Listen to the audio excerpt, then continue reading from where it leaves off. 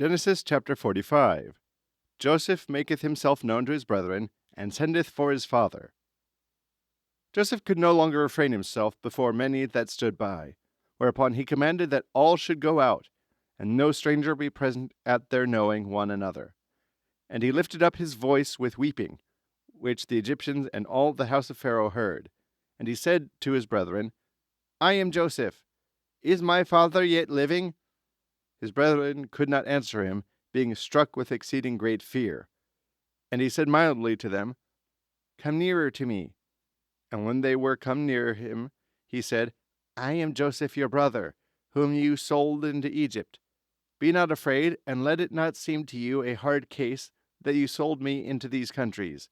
For God sent me before you into Egypt for your preservation. For it is 2 years since the famine began to be upon the land, and 5 years more remain, wherein there can be neither plowing nor reaping.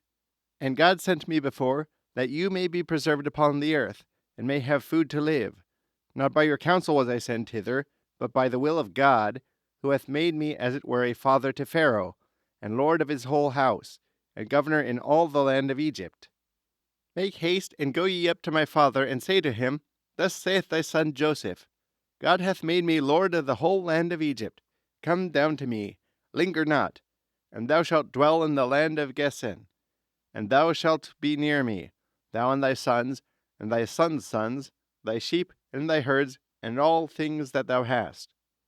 And there I will feed thee, for there are yet 5 years of famine remaining, lest both thou perish, and thy house, and all things that thou hast.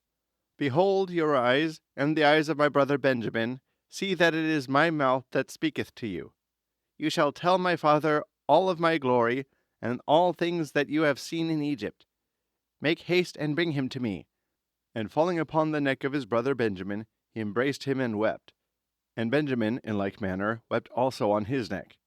And Joseph kissed all his brethren, and wept upon every one of them, after which they were emboldened to speak to him. And it was heard, and the fame was abroad in the king's court. The brethren of Joseph are come, and Pharaoh with all his family was glad. And he spoke to Joseph, that he should give orders to his brethren, saying, Load your beasts, and go into the land of Canaan, and bring away from thence your father and kindred, and come to me, and I will give you all the good things of Egypt, that you may eat the marrow of the land. Give orders also that they take wagons out of the land of Egypt, for the carriage of their children and their wives, and say, Take up your father, and make haste to come with all speed, and leave nothing of your household stuff, for all the riches of Egypt shall be yours.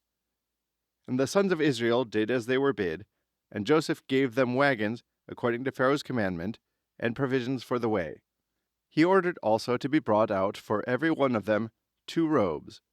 But to Benjamin he gave 300 pieces of silver with 5 robes of the best, sending to his father as much money and raiment, adding besides 10 he-asses to carry off all the riches of Egypt, and as many she-asses, carrying wheat and bread for the journey.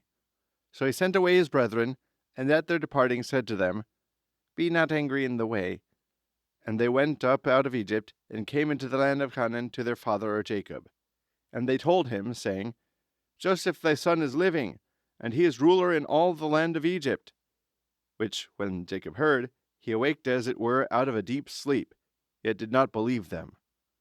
They, on the other side, told the whole order of the thing. And when he saw the wagons, and all that he had sent in his spirit revived, and he said, It is enough for me. If Joseph my son be yet living, I will go and see him before I die.